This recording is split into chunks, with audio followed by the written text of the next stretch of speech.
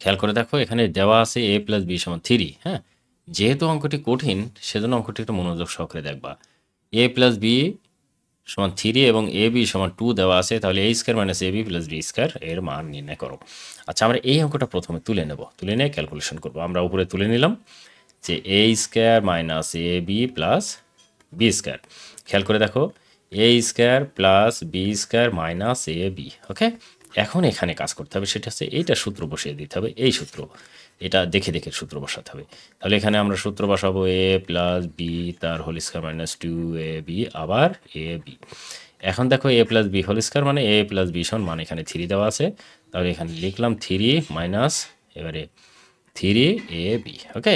ab এর মানটা আবার এখানে 2 দেওয়া আছে, তাহলে এখানে একবারে যদি আমি 2 বসাই তাহলে ক্যালকুলেশনটা কি হয়? এটা এমসিকিউ তো, যত সংক্ষিপ্ত করা যায় সেটা করে ফেলবা। এবারে 3 থেকে 9 বিয়োগ 6 সমান 3 উত্তর। তাহলে কত 3? এই যে ক নম্বরটা উত্তর।